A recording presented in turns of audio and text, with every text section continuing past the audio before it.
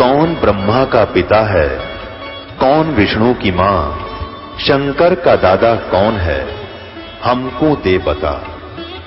ये जानने के लिए कृपया सुनिए।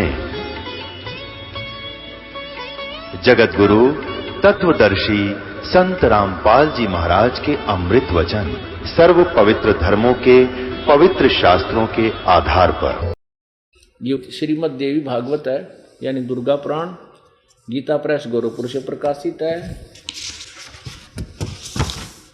इसके वही हनुमान प्रसाद पोदार और चिमनलाल गोस्वामी ये इनके संपादक हैं।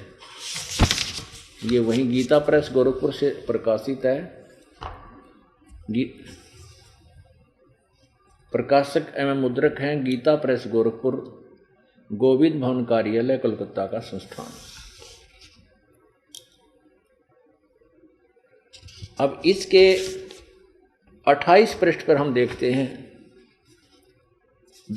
ब्रह्मा, विष्णु, नारद और व्यास जी, इन सब के ज्ञान का इनको कितना ज्ञान था ये स्पष्ट हो जाएगा। ये देखिएगा, यह है प्रथम स्कंद,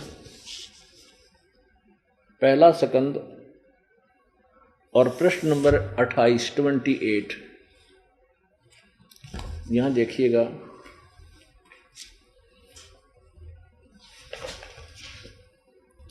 नारद जी ने कहा, महाभाग व्यास जी, तुम इस विषय में जो पूछ रहे हो, ठीक यही प्रश्न मेरे पिताजी ने भगवान श्री हरि से किया था, यानी विष्णु जी से। देवाधिदेव भगवान जगत के स्वामी हैं। लक्ष्मी जी उनकी सेवा में उपस्थित रहती हैं। दिव्य कौस्तुमणि उनकी शोभा बढ़ाती है। वे शंख चक्र गदा लिए रहते हैं, पीताम्बर धारण करते हैं, 4 भुजाएं हैं, वक्षस्थल पर श्री वत्स का चिन्ह चमकता रहता है। वे चराचर जगत के आश्रय दाता हैं, जगत गुरु एवं देवताओं के भी देवता हैं। ऐसे जगत प्रभु भगवान श्री हरि महान तप कर रहे थे। उनकी समाधि लगी थी। यह देखकर मेरे पिता ब्रह्मा जी को बड़ा आश्चर्य हुआ। अतः उन्होंने उनसे जानने की इच्छा प्रकट की। ब्रह्मा जी ने पूछा, प्रभो, आप देवताओं के अध्यक्ष, जगत के स्वामी, भूत भविष्य एवं वर्तमान सभी जीवों के एकमात्र शासक हैं। भगवान, फिर आप क्यों तपस्या कर रहे हो और किस देवता की आराधना में ध्यान मगन है? मुझे असीम आश्चर्य ये हो रहा है कि आप देवेश्वर एवं सारे संसार के शासक होते हुए भी समाधि लगाए बैठे हैं। ब्रह्मा जी के विनीत वचन सुनकर भगवान श्री हरि कहने लगे, ब्राह्मण सावधान होकर सुनो, मैं अपने मन के विचार व्यक्त करता हूँ। देवता, दानव और मानव सब यही जानते हैं कि तुम सृष्टि करते हो, मैं पालन करता हूँ, संकर संहार क्या करते हैं। किंतु फिर भी वेद के पारगामी पुरुष अपनी युक्ति से यह सिद्ध करते हैं कि रचने, पालने और संहार करने की यह योग्यता जो हमें मिली है, इसकी अधिष्ठात्री शक्ति देवी है, यानी दुर्गा है। यहां देखिएगा आगे, ब्रह्मा जी, हम सभी उसी शक्ति के सहारे ही अपने कार्य में सदा सफल होते आए हैं। सुवर्त, प्रत्यक्ष और प्रोक्ष दोनों ही उदाहरण मैं तुम्हारे सामने रखता हूं। सुनो, यह निश्चित है कि उस शक्ति के अधीन होकर ही मैं शेष नाग की सैया पर सोता और सृष्टि करने का अवसर आने पर जाग जाता हूँ। मैं सदा तप करने में लगा रहता हूँ और उस शक्ति के शासन से कभी मुक्त नहीं रह सकता। कभी अवसर मिला तो लक्ष्मी के साथ सुख पूर्वक समय बिताने का सौभाग्य प्राप्त होता है। मैं कभी तो दानों के साथ युद्ध करता हूँ। अखिल जगत को भय पहुँचाने वाले दैत्यों के विकराल शरीरों को शांत करना मेरा परम कर्तव्य हो जाता है। अब देखो 29 पे पढ़ रहे हैं हम, ये 29 पे विष्णु जी कह रहे कि मुझे सब प्रकार से शक्ति के, दुर्गा के अधीन होकर रहना पड़ता है। उन्हीं भगवती शक्ति का अर्थात दुर्गा का मैं निरंतर ध्यान किया करता हूँ। ब्रह्मा जी, मेरी जानकारी में इन भगवती शक्ति से बढ़कर दूसरे कोई देवता यानी कोई भगवान नहीं है। अब श्री विष्णु जी ने तो फाइनल कर दिया कि शक्ति दुर्गा तो ऊपर, ना कोई भगवान ना कोई देवता, मैं इससे की पूजा करता हूँ, इसी का ध्यान करता हूँ। अब दुर्गा क्या बताती है कि ब्रह्म की पूजा फाइनल है, उसी की पूजा करो और सब बातें छोड़ दो। तो विष्णु जी को ज्ञान कहाँ हुआ? अब देखिएगा इसी देवी भागवत के 562 पृष्ठ पे, ये देखिएगा, ये है 7वां स्कंद और प्रश्न नंबर 562, और इसमें यहां से पढ़ेंगे देवी के द्वारा हिमालय को ज्ञानोपदेश और ब्रह्म स्वरूप का वर्णन। हिमालय को दुर्गा ने ज्ञान बताया और ब्रह्म के विषय में जानकारी दी, इसका ये अर्थ है। श्री देवी कहने लगी, पर्वतराज, उस ब्रह्म का क्या स्वरूप है यह बतलाया जाता है। ये तो ऊपर अपने विषय में बता। उस ब्रह्म का क्या स्वरूप है यह बतलाया जाता है, जो प्रकाश रूप सबके अत्यंत समीप में सचित हृदय रूप गुहा में सचित होने के कारण गुहाचर नाम से प्रसिद्ध और महान पद अर्थात परम प्राप्य है। वह समस्त प्रजा के ज्ञान से परे है, अर्थात किसी की बुद्धि में आने वाला नहीं है। यह तुम जानो, जो परम प्रकाश रूप है, जो सूक्ष्म से भी अत्यंत सूक्ष्म है, जिसमें संपूर्ण लोक और उन लोकों में निवास करने वाले प्राणी सचित हैं, वही यह अक्षर ब्रह्म है, वही सबके प्राण है, वही सबकी वाणी है और वही सबके मन है। वह यह परम सत्य और अमृत अविनाशी तत्व है। सौम्य, उस वेदने योग लक्ष्य का तुम वेदन करो, यानी उस ब्रह्म को प्राप्ति का प्रयत्न करो, मन लगाकर उसमें तन्मय हो जाओ। सौम्य, उपनिषद में कथित महान अस्त्र रूप धनुष लेकर उस पर उपासना द्वारा तीक्ष्ण किया हुआ बाण संधान करो और फिर भावनागुत चित्त के द्वारा उस बाण को खींचकर उस अक्षर रूप ब्रह्म को ही लक्ष्य बनाकर वेधन करो।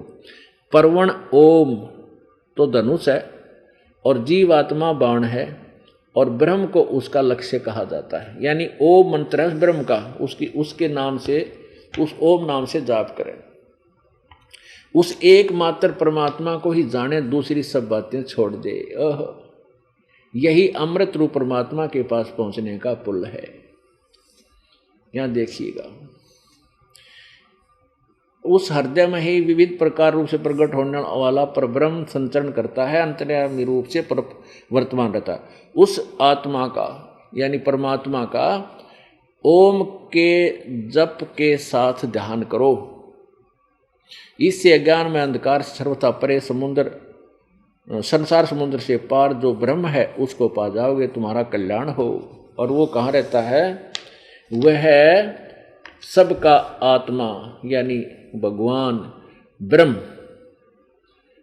ब्रह्म लोक रूप दिव्य आकाश में स्थित है, वहाँ रहता है, ब्रह्म लोक में रहता है वो ब्रह्म सबका आत्मा। अब देखो, दुर्गा तो कहती है कि केवल वो ब्रह्म ही पूजा के योग्य है, सारी बात छोड़ दो, उसका एक वो मंत्र है। और विष्णु जी कह रहे हैं कि मैं तो दुर्गा को सबसे बड़ा भगवान मानता हूँ, इससे आगे कोई देवता नहीं, ऋषि की पूजा करता हूँ। अब पुण्यात्माओं कहते हैं प्रत्यक्ष को फिर और प्रमाण की आवश्यकता ना होती, ये आपके समक्ष है। अब देखना, वो ऋषि में ऋषि जगतगुरु वर्तमान वाले की सतिथि होगी, जो आज से सतयुग वालों की को ज्ञान नहीं था। अब देखना इसी देवी भागवत के 414 पृष्ठ पे, इसमें क्या लिखा है? ये छठा स्कंद और पृष्ठ नंबर 414।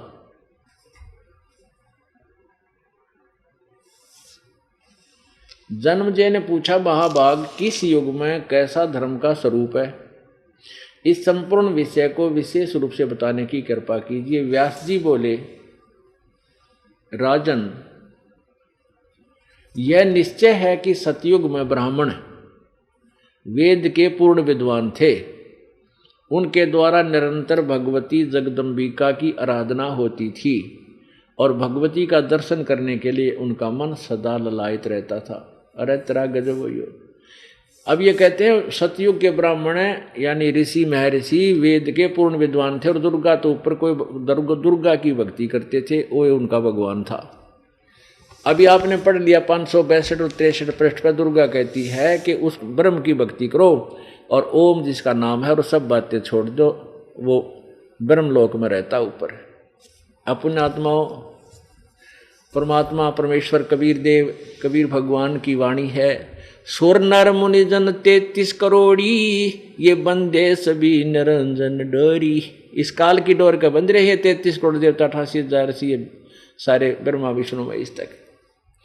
ये चतुर्भुजी भगवान कहावे, अरहट डोर बंदे सब आवे। इनकी भी जन्म मृत्यु होती है ब्रह्मा विष्णु महेश की, ये चतुर्भुजी भगवान कहलाते हैं। जो ये भी जन्म और मृत्यु वाले रहट के कुएं में ही गिरे हुए हैं। ये तो सब संवेद सुख संवेद जो सच्चिदानंद घन की वाणी और साथ में इनको समर्थन दे रहे हैं हमारे ये वो सदग्रंथ, वो शास्त्र जिनको हम एथेंटिक यानी सच्चे शास्त्र मानते हैं, वो भी उसी बात का समर्थन कर रहे हैं। अब हमने कौन से देव की कौन से परमात्मा की भक्ति करनी चाहिए, ब्रह्म की भी भक्ति नहीं। क्योंकि गीता ज्ञान दाता 8वें अध्याय के 13वें श्लोक में कहता है कि ओम इति एक अक्षरम ब्रह्म व्यवहारन माम अनुसमरण, यह प्रयाति तजन देहम सयाति परमाम गति। गीता ज्ञान दाता कहता है कि माम ब्रह्म मुझ ब्रह्म का एक ओम अक्षर है और जो इसकी साधना करता हुआ शरीर त्याग कर जाता है वो मेरे सतर की यानी परम गति को प्राप्त होता है। मेरे सतर की मेरे वाली भक्ति का वो लाभ उठाता है।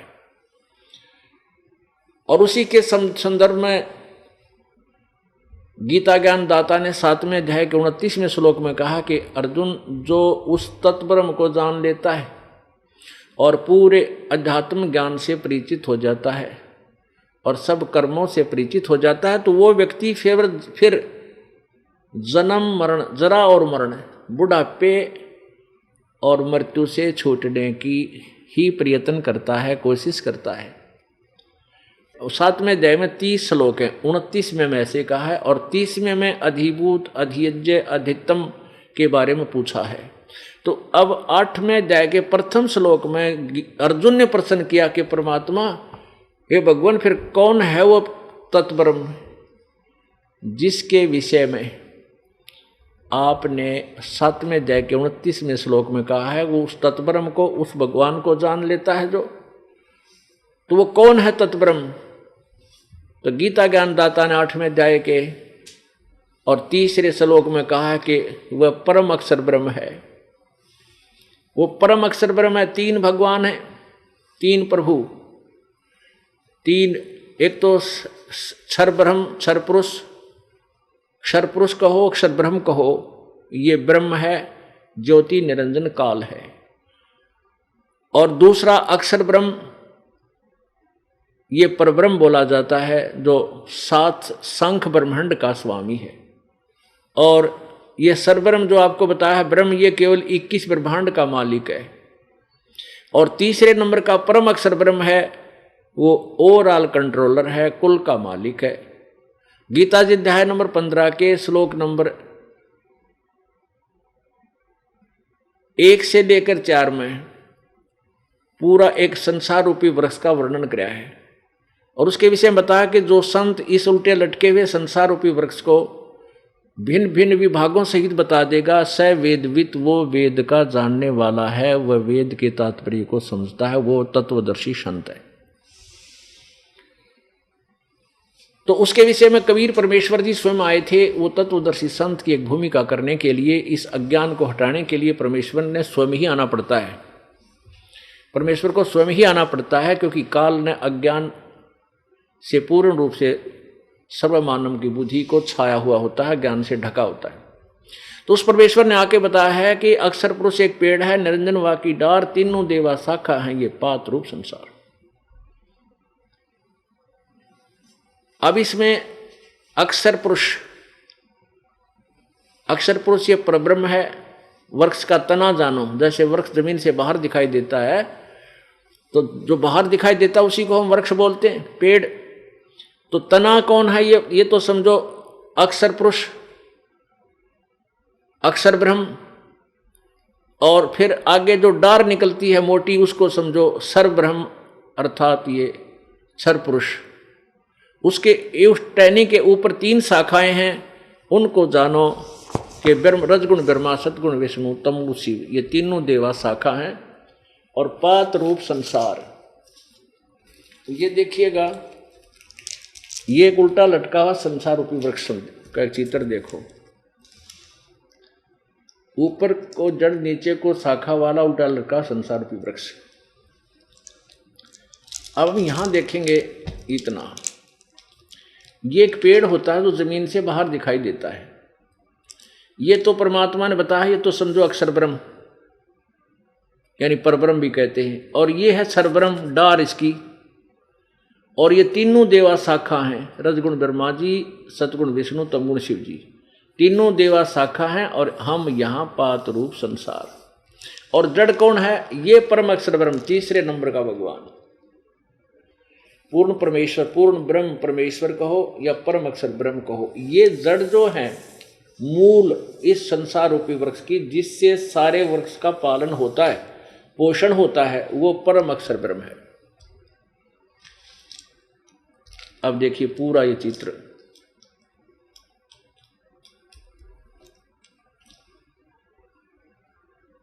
ये है पूरा संसार रूपी वृक्ष। और जो संत इसके विभाग सहित बता देगा वह सवेदवित 15वें अध्याय के प्रथम श्लोक में तत्वदर्शी संत की पहचान बताई है, जो चौथे अध्याय के 34वें श्लोक में जिस तत्वदर्शी संत के विषय में जानकारी दी गई है। तो अब ये स्पष्ट है कि ये परम अक्षर ब्रह्म बताया, गीता ज्ञान दाता कहता है वो तो परम अक्षर ब्रह्म है, जो 7वें अध्याय के 29वें श्लोक में आपको बताया, उसके विषय में जो जानता है वो परम अक्षर ब्रह्म है। अब गीता ज्ञान दाता गीता अध्याय नंबर 15 के श्लोक नंबर 16 और 17 में ये स्पष्ट है कि 3 परमात्मा, एक क्षर पुरुष, क्षर पुरुष और अक्षर पुरुष और परम अक्षर पुरुष, उनको ऐसे भी बोला जाता है क्षर ब्रह्म, अक्षर ब्रह्म और परम अक्षर ब्रह्म। अब वो तीनों हैं, जड़ तो परम अक्षर ब्रह्म है, अक्षर पुरुष कहो, अक्षर परम अक्षर पुरुष कहो, और तना और डार, ये इसमें जानकारी दी है पवित्र गीता जी अध्याय नंबर 15 के श्लोक नंबर 16-17 आपको दिखाते हैं। देखिएगा श्रीमद् भगवत गीता, इसके अनुवादक हैं जय दयाल गोविंद का, गीता प्रेस गोरखपुर से प्रकाशित है।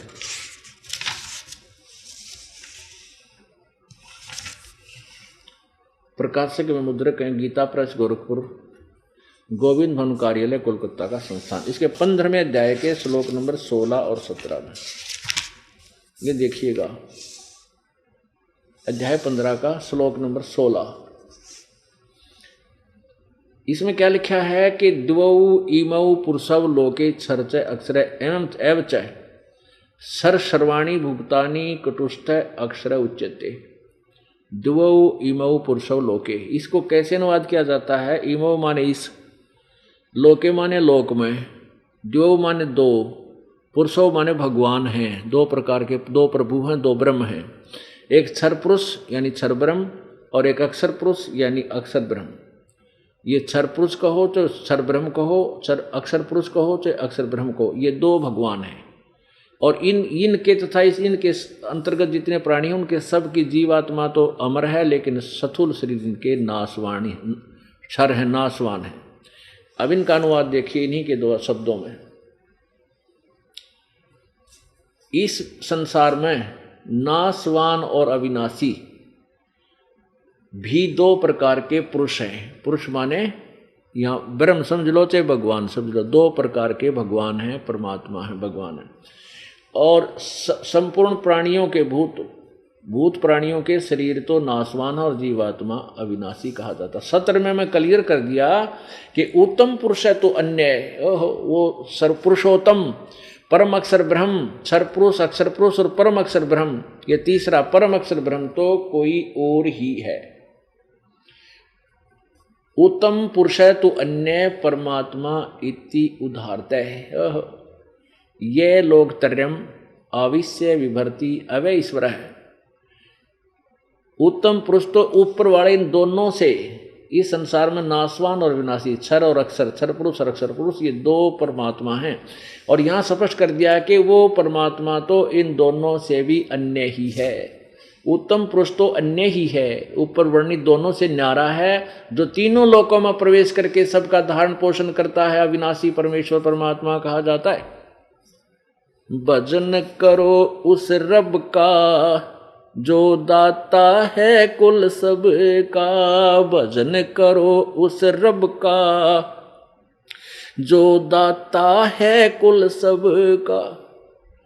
उस रब का, तत्व ब्रह्म का, परम अक्षर ब्रह्म का की भक्ति करो, भजन करो उस रब का जो दाता है कुल सब का, जो कुल का मालिक है, सबका पालन पोषण करता है।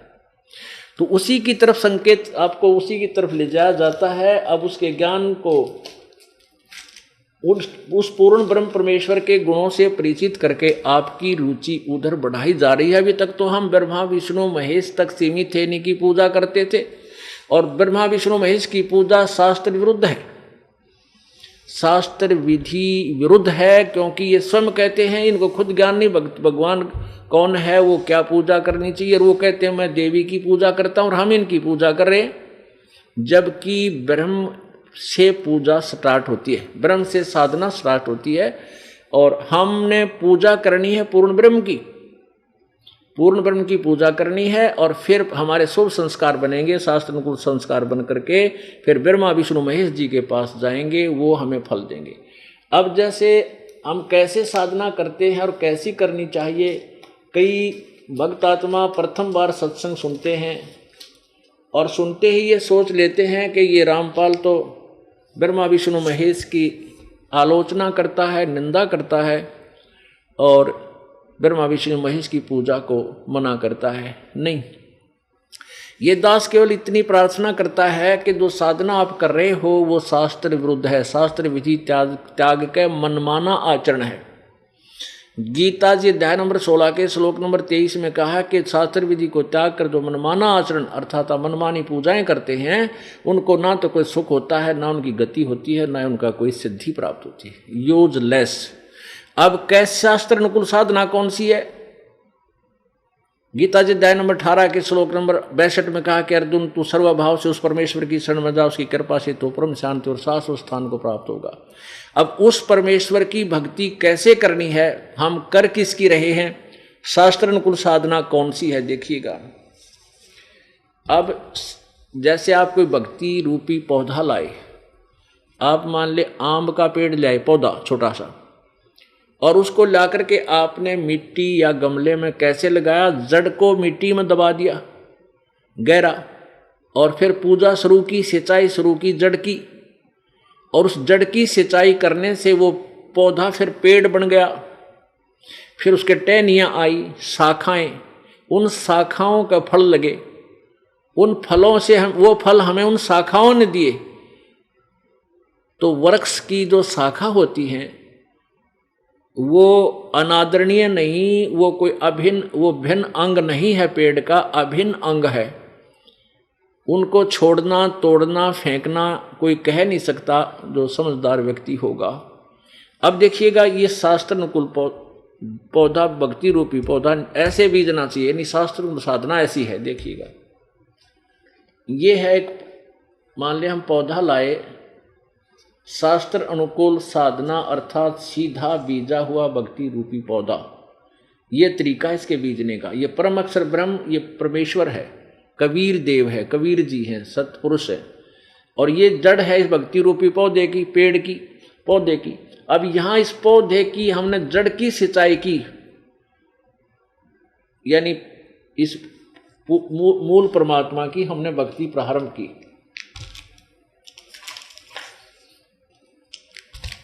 अब दूसरे शब्दों में ये देखिएगा, हमने परम अक्षर ब्रह्म की, हमने परम अक्षर ब्रह्म की पूजा शुरू की,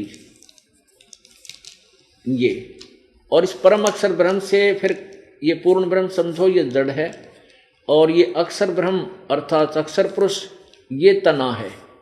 इस जड़ से खुराक, फिर ये जो सिंचाई, ये पूजा, इस पूजा की फल कहाँ, यहाँ से शुरू हुआ और यहाँ गया तना में, फिर ये है डार, मोटी डार, इसको अक्षर ब्रह्म कहो या अक्षर पुरुष कहो, ये निकाल। और इसके ये 3 पुत्र हैं, रजगुण ब्रह्मा, सतगुण विष्णु, तमगुण शिवजी रूपी शाखा हैं। अब ये यहाँ सिंचाई, ये सारी खुराक जड़ से चली और इन तीनों शाखाओं को फल लगे, यानी बड़ा हुआ पेड़ और फिर फल लगेंगे इन ब्रह्मा विष्णु महेश रूपी शाखाओं को, ये हमें फल देंगे उस समय जब हम इस पूर्ण ब्रह्म की पूजा करेंगे, इसकी सिंचाई करेंगे। शास्त्र कुल साधना है, इसकी भक्ति करने से हमारे शुभ संस्कार बनेंगे और इस शुभ संस्कार फिर हमारे यहाँ आ जाएंगे ब्रह्मा विष्णु महेश के पास। ये बिना मांगे देंगे आपको, ये टहनी अपने आप लदपद हो जाएंगी। और आप क्या कर रहे हो, आप जी ऐसी पूजा कर रहे हो। आप जी ने क्या कर रखा है, इस भक्ति रूपी पौधे को उल्टा बीज रखा है।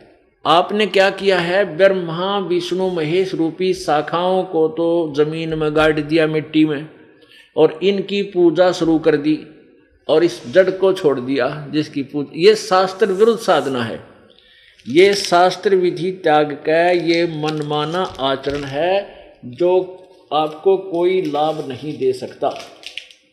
ये साधना आप जी कर रहे हैं, ये समझ लीजिए। आपने रजगुण ब्रह्मा सतगुण विष्णु रूपी शाखाओं को तो इनकी तो पूजा शुरू कर दी और ये जड़ छोड़ दी। आपने करना कैसे चाहिए था, आप जी ने ऐसे करना चाहिए था, ऐसे करना चाहिए था। अब ये दास क्या कहता है कि ये जो पूजा आप करें ब्रह्मा विष्णु महेश की, शास्त्र विधि त्याग कर मनमानी पूजाएं हैं, ये भक्ति रूपी पौधे को आप व्यर्थ कर रहे हो। आप केवल सीधा कर लीजिए, ऐसे कर लो बस, नथिंग एल्स।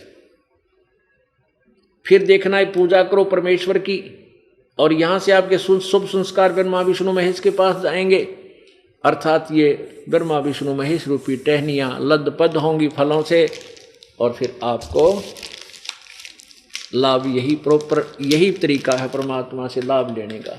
तो इसमें इस दास ने कौन सी तो ब्रह्मा विष्णु महेश की निंदा कर दी और कौन सा इनको छोड़ने को बता दिया। केवल जो अनभिज्ञ हैं, ज्ञान सुनते नहीं, छोटी सी बात सुनकर चिंगरजा हैं 20 जगह जाकर बुराई कर देते हैं, वो आप तो दोषी हैं और जनता के हृदय को मलिन करने के भी पापी होंगे, ताकि वो बेचारे यहाँ नहीं आ पाएंगे इसी द्वेष में कि रामपाल तो निंदा करता है देवताओं की। नहीं, निंदा करता जीव कट जा महापुरुषों की। हम जिसकी जितनी पावर है, जिसकी जितनी सचिति है, वो ज्यों की तो उन्हीं की हिस्ट्री से, उन्हीं की जीवनी से पढ़कर सुना रहा है, दिखा रहा है और कुछ अपनी तरफ से मिला नहीं रहा। और इसको जो निंदा कहता है वो कितना बुद्धिमान होगा आप समझ लेना। अब क्या बताना चाहते हैं, जैसे आप जी साधना कर रहे हो शास्त्र अनुकूल, तो उस गीता अध्याय नंबर 8 के श्लोक नंबर 13 में गीता ज्ञान दाता ने अपनी पूजा बताई है। मेरा एक ओम मंत्र है, मुझ ब्रह्म का अंतिम सांस तक इसकी पूजा करते रहो तो मुझे ही प्राप्त होगे। 8वें अध्याय के 5वें और 7वें श्लोक में गीता ज्ञान दाता कहता है कि मेरी भक्ति कर और मुझे ही प्राप्त होगा, डोंट वरी, चिंता मत कर, और युद्ध भी कर और मेरी भक्ति कर। अब इससे इसीलिए तो क्योंकि युद्ध भी कर और भक्ति कर, तो युद्ध करनी है ना, शांति कहाँ, शांति तो हो नहीं सकती। और परम शांति के लिए इसलिए कहा कि यदि तूने परम शांति चाहिए 18वें अध्याय के 62वें श्लोक में, तो उस परमेश्वर की शरण में जा। वो परम अक्षर ब्रह्म का वो मार्ग जानता है, उस तत्वदर्शी संत की खोज कर। 4थे अध्याय के 34वें श्लोक में उससे पूछ परम अक्षर ब्रह्म के बारे में। और गीता जी अध्याय नंबर 8 के ही श्लोक नंबर 8, 9, 10 में उस परम अक्षर ब्रह्म की भक्ति के लिए संकेत किया है, स्पष्ट लिखा है कि जो उसकी भक्ति करता है उसके पास चला जाता है, लेकिन जाता है भक्ति की बल से, भक्ति योग के बल से, यानी भक्ति की साधना की शक्ति से, उस कमाई से उसके पास चला जाता है। और मेरी पूजा करने वाला मेरे पास आ जाता है, ब्रह्म कहता है। उस परमात्मा की साधना कैसे करनी है, 17वें अध्याय के 23वें श्लोक में गीता जी में कि उस परमात्मा के पाने का ओम तत्सत इति निर्देश ब्रह्मण त्रिविध समर्थ है। उस परमात्मा का 3 प्रकार ओम तत्सत ये मंत्र है, इस तरह पाए। और ओम मंत्र ब्रह्म का, ओम तो ब्रह्म ने अपना बता ही रखा है, तो तत् ये परब्रह्म का, अक्षर ब्रह्म का, क्षर ब्रह्म जिसको ब्रह्म बोलते हैं, सर ब्रह्म को, क्षर पुरुष का। और तत् सत वो सांकेतिक है, ये तत् नहीं, एक और शब्द, ये सांकेतिक शब्द है, ये दास बताएगा। और सत ये परम अक्षर ब्रह्म का, वो भी ये दास बताएगा। तो ये जैसे ओम और साथ में तत्, वो सांकेतिक शब्द मिलाया जाएगा, ये सतनाम कहलाता है। इसको श्वास उश्वास से 2 प्रकार से साधना होती है। और जो पूर्ण परमात्मा का मंत्र आपको बाद में दिया जाएगा, जब आपकी परिपक्व हो जाएगी कमाई, तो तब ये 3 मंत्र का जाप बन जाएगा और 3 ही विधि से इसका स्मरण होगा। तो वो तरीका इस दास के पास है। और इस भक्ति को छोड़कर एक दिन भी आपने कोई और पूजा कर दी, आपकी भक्ति नष्ट हो जाएगी। कबीर परमेश्वर जी कहते हैं, 100 वर्षा गुरु की भक्ति, एक दिन आन उपासी, वो अपराधी आत्मा फिर पड़े काल की फांसी। 100 वर्ष तक ये साधना आप करते करते लास्ट में भी जब बिगाड़ दी ना अंत में, तो भी आप यहीं रह जाओगे, पार नहीं होगे, काल के जाल में फंसे रह जाओगे। 100 वर्ष तो सतगुरु पूजा, सतगुरु यानी जैसे गुरुदेव बताते हैं परम अक्षर ब्रह्म की साधना ऐसे करते रहे। और एक दिन आन उपासी, अन्य देव की साधना कर ली और पूजा कर ली, शास्त्र विरुद्ध साधना कर ली, तो वो अपराधी आत्मा फिर पड़े काल की फांसी। अब क्या बताते हैं, देवी देव माने सब, अलख न माने कोए, जा अलख ये सब किया, तासों बेमुख होए। जिस अलख ने, यानी जो तुम्हें नहीं दिखाई देता, वो परमात्मा अलेख, उसको कोई नहीं पूजता, और अन्य देवी देवों को सब पूज रहे हैं। और जब जो भक्त, जो साधक परमेश्वर कबीर देव परम अक्षर ब्रह्म की पूजा करने लग जाता है, तो अन्य देवताओं की पूजा त्याग देता है। तो कहते हैं वो देवी देवता फिर कबीर जी के पास, परमेश्वर जब यहाँ विद्यमान थे, यहाँ आकर के खड़े हुए और कहने लगे, प्रभु जो आपकी पूजा करते हैं भगवान, वो हमारी पूजा नहीं करते, हमें ठोर बताओ, हम कहाँ जाएं। तो परमात्मा ने कहा कि जो मेरी पूजा नहीं करते वो तुम्हारे लिए छोड़ दिए, उनको लूटो और खाओ। देवी देव ठाडे भये, हमको ठोर बताओ, जो मुझको पूजे नहीं, उनको लूटो खाओ। उन पर दराओ 5 लत्ते, बढ़वा लो पेंड, उन पर कढ़ाओ कनागत, उनसे करवा लो। जो मेरी पूजा नहीं करते उनको लूटो खाओ, और जो मेरी पूजा करते हैं उनके निकट मत जाओ।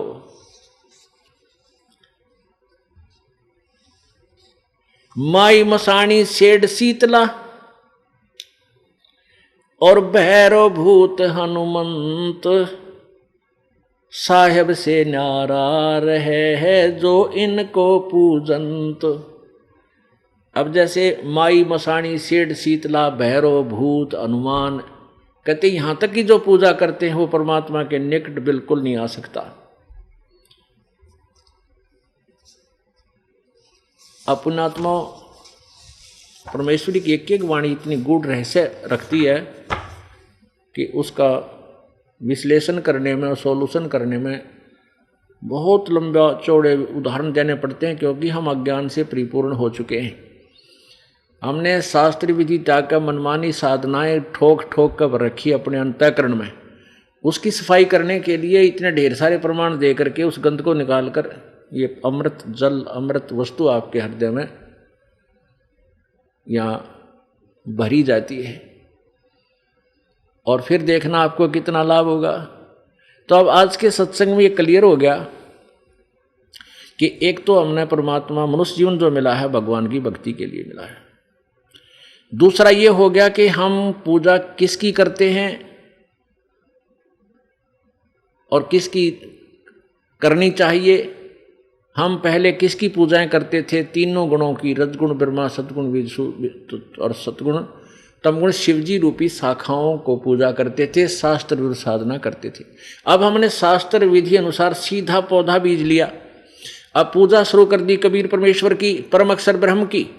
अब उस परम अक्षर ब्रह्म से को प्रतिष्ठ यानी इष्ट मानकर उसको सभी यज्ञों में, सभी पूजाओं में प्रतिष्ठित करके, यानी उसी को पूर्ण परमात्मा रूप में अपना इष्ट रूप में मानकर उसकी पूजा करने से फिर हमारी सभी आध्यात्मिक कार्य अनुष्ठान सफल होते हैं और फिर उनके शुभ संस्कार बन करके ब्रह्मा विष्णु महेश रूपी देवताओं के पास जाते हैं।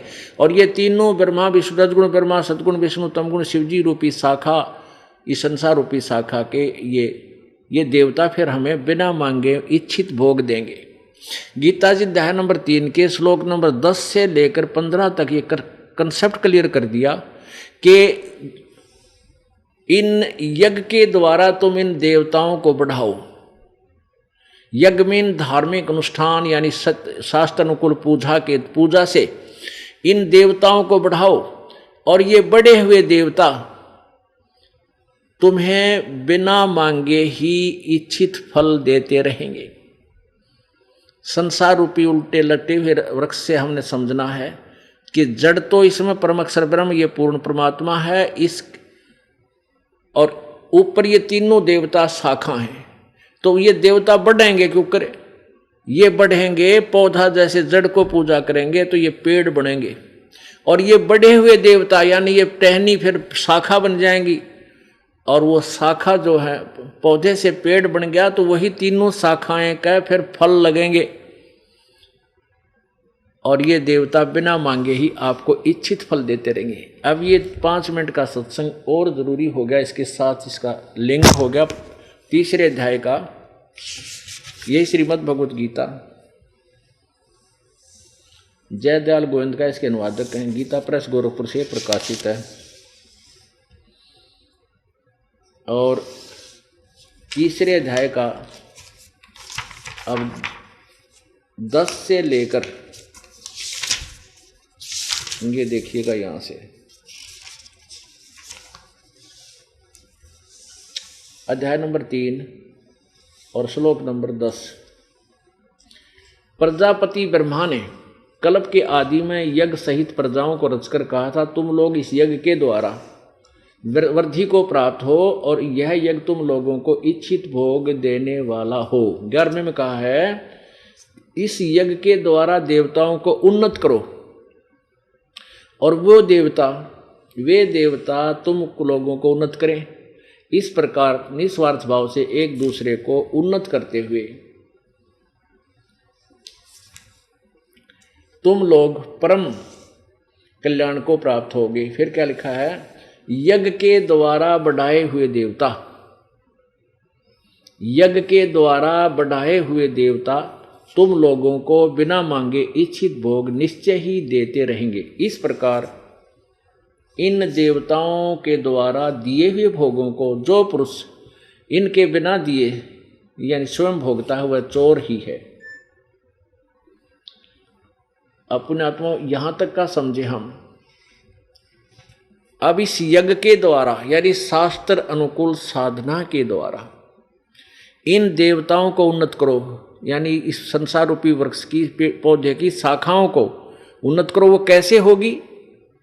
वो 14 और 15 श्लोक में कंसेप्ट क्लियर होगा। तो ये बढ़े हुए देवता यानी ये बड़ा वृक्ष बड़ा हो जाएगा, ये टहनी बड़ी हो जाएंगी, फिर बिना मांगे आपको इच्छित फल देते रहेंगे।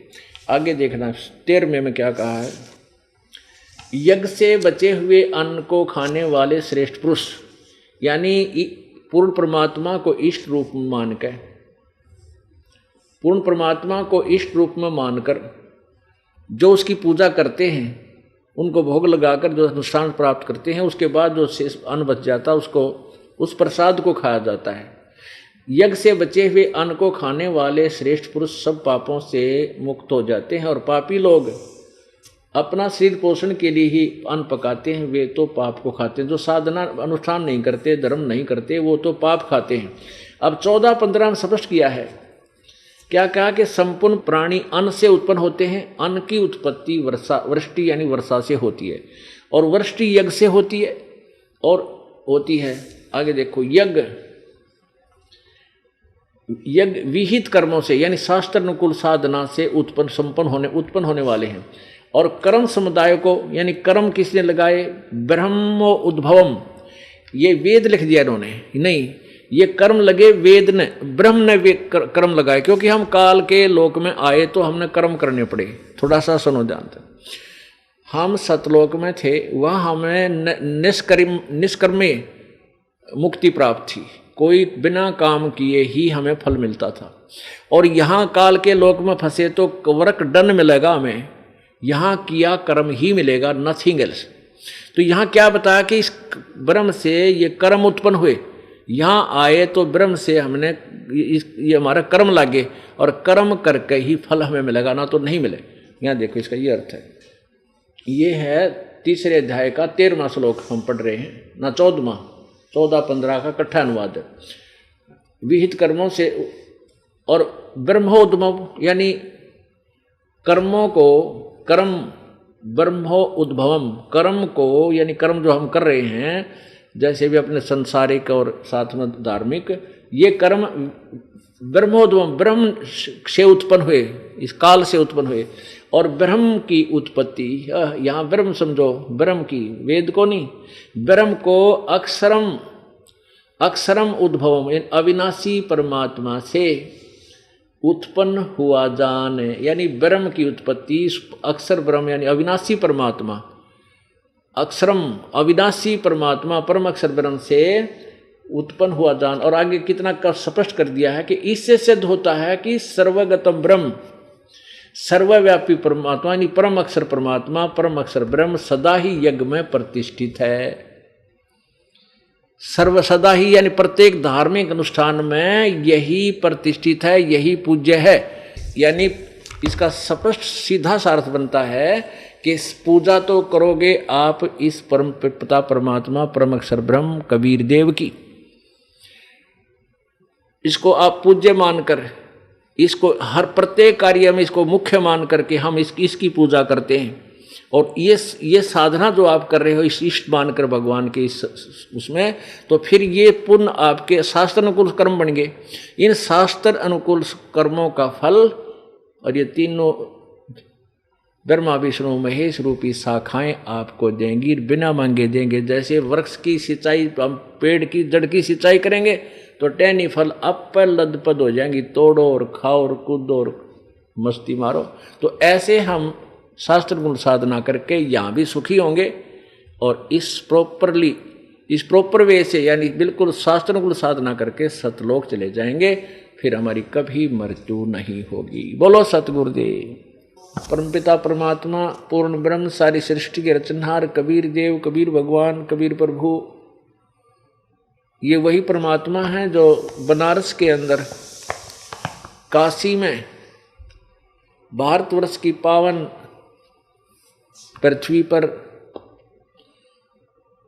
120 वर्ष रहे, और एक धानक की भूमि का, एक जुलाहे की लीला की, सहशरीर आए थे, सहशरीर चले गए थे। ये वो परमेश्वर है जिन्होंने असंख्य ब्रह्मांडों की रचना की। सतलोक, अलखलोक, अगमलोक और अनामी लोक उसी परमेश्वर की रचना है। असंख्य ब्रह्मांड उसी ने रचे। वो परमात्मा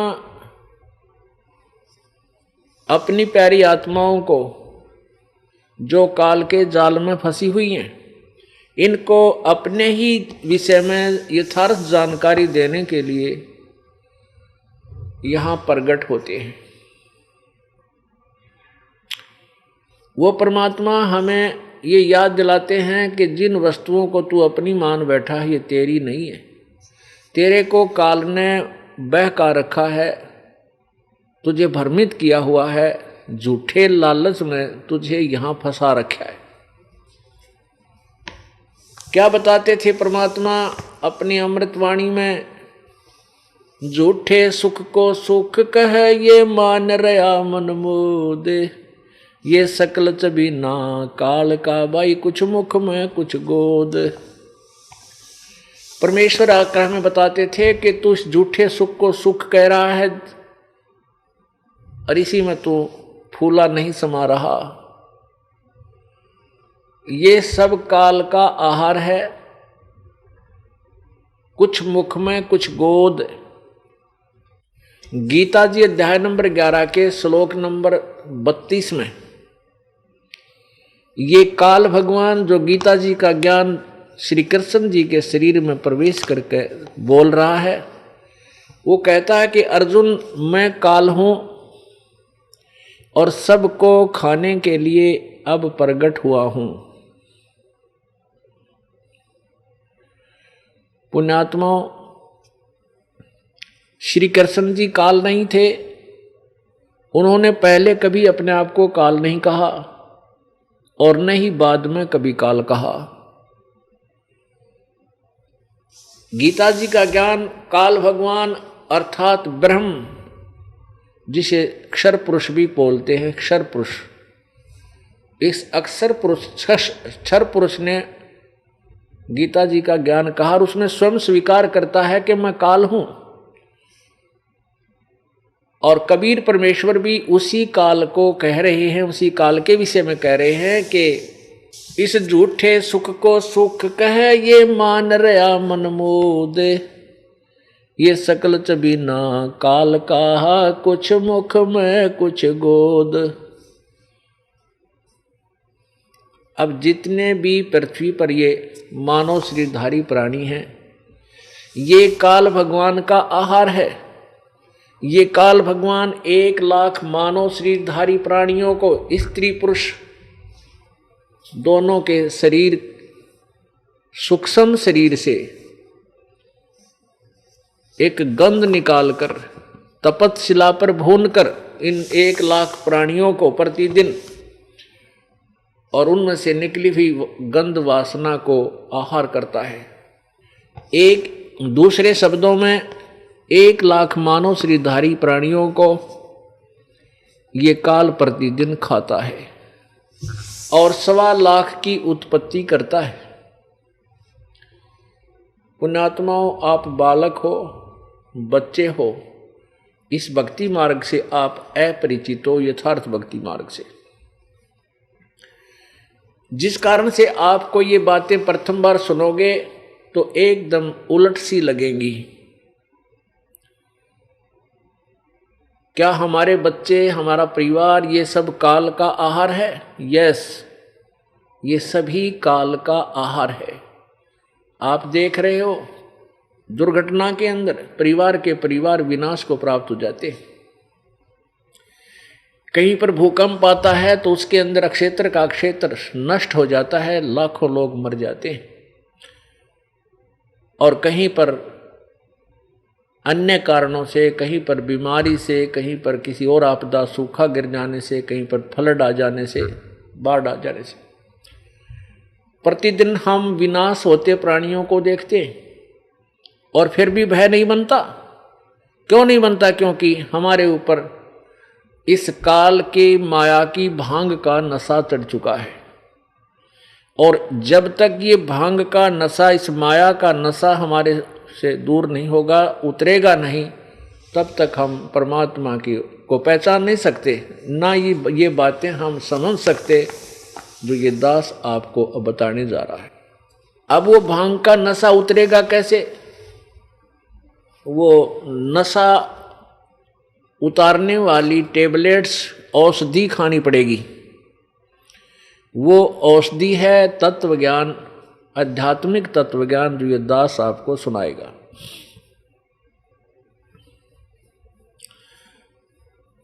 और फिर आपको ये समझ में आएगी सचमुच हम तो बिल्कुल पूर्ण रूप से इस काल भगवान ने धोखे में रखा हुआ हमारे को। पहले तो आपको काल की परिभाषा बताते हैं कि काल कैसा है, कैसे आहार करता है, और हम सभी काल आहार काल का चबीना कैसे हैं।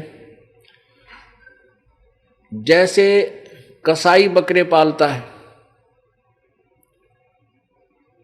कसाई बकरे पालता है, बकरियां पालता है, वो क्या करता है, जिसकी प्रतिदिन की अच्छी कंजम्पशन है, 10-20 बकरे रोज जिसके सेल होते हैं, वो हजारों की संख्या में बकरे और बकरियां पालता है। उनके लिए एक लंबा चौड़ा स्थान उनके रोकने के लिए बना देता है, उनको वहाँ रोके रखता है। और उसी स्थान के अंदर कहीं पर तालाब बना रखा है, कहीं पर अच्छी घास उगी हुई है,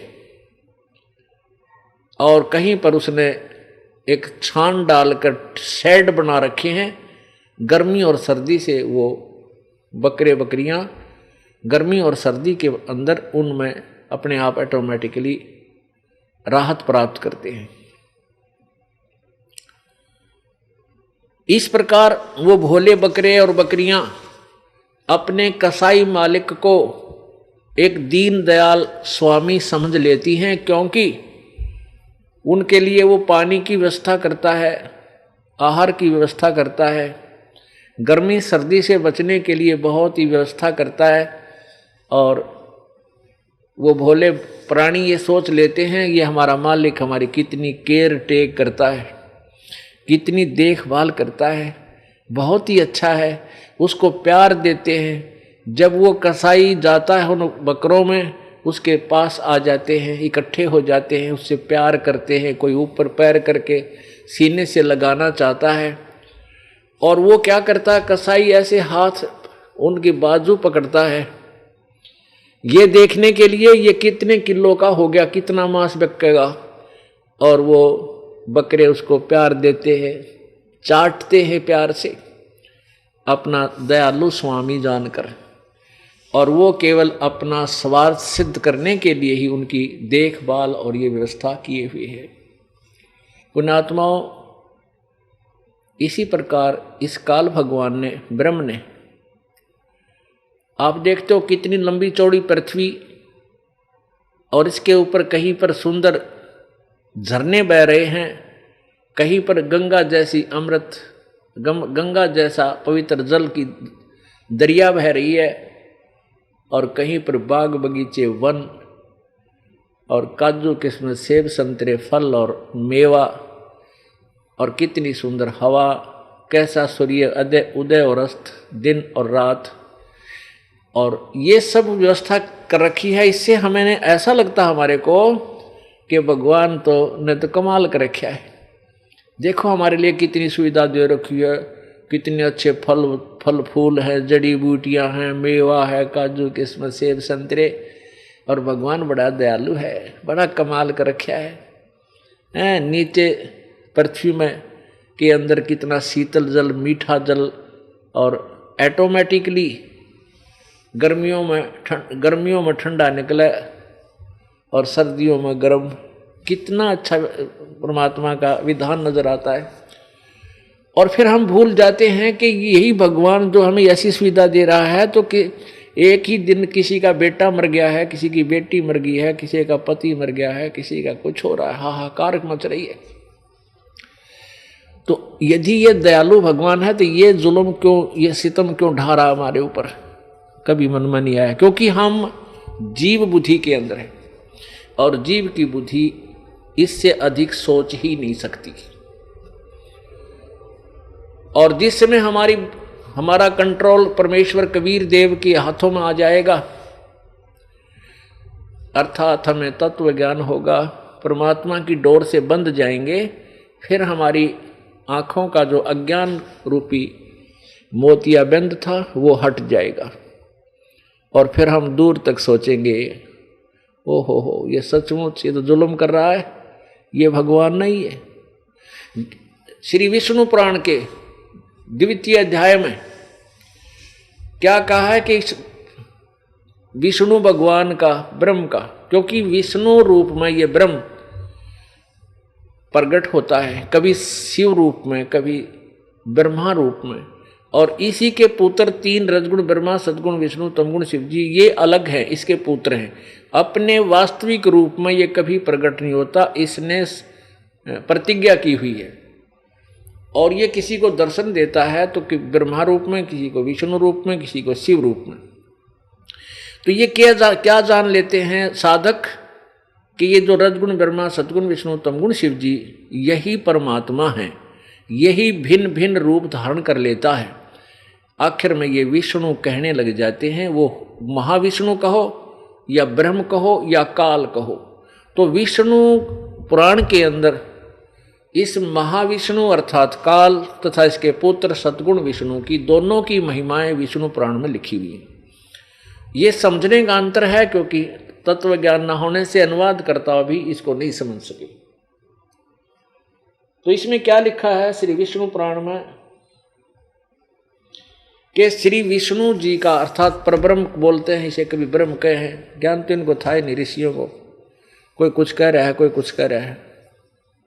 अब देखिएगा श्री विष्णु पुराण गीता प्रेस गोरखपुर से प्रकाशित है। श्री विष्णु पुराण, अनुवादक श्री मुनीलाल गुप्त, प्रकाशक एवं मुद्रक है गीता प्रेस गोरखपुर, गोविंद मंग कार्यालय कोलकाता का संस्थान। इसके प्रश्न नंबर बिल्कुल प्रारंभ में 4 पे, प्रथम अंश अध्याय नंबर 2 और प्रश्न नंबर 4 पे, यहां आइएगा नीचे। हे द्विज, परब्रह्म का प्रथम रूप पुरुष है। पुरुष माने भगवान, परमात्मा जैसा। अव्यक्त और व्यक्त उसके अन्य रूप है तथा काल उसका परम रूप है। स्पष्ट है? अब आगे देखो। अब देखिएगा ये 5 नंबर पृष्ठ पे स्पष्ट किया, क्योंकि ये दोनों का मिलन तब होगा जैसे यहां पर इन्होंने 4 नंबर पृष्ठ पे परब्रह्म लिख दिया। हे द्विज, परब्रह्म का प्रथम रूप पुरुष है, अव्यक्त और व्यक्त उसके अन्य रूप हैं तथा काल उसका परम रूप है। वास्तविक रूप तक काल है, और पहला फर्स्ट इंप्रेशन तो ऐसा लगा जैसे भगवान है यो, और लेकिन इसका वास्तविक रूप, इसका काल, इसका परम रूप है। अब कौन है वो? 5 पृष्ठ पे। हे मैत्रेय, प्रलय काल में प्रधान के यानी प्रत्येक प्रकृति के समवस्था में स्थित हो जाने पर और पुरुष के प्रकृति से पृथक हो जाने पर विष्णु भगवान का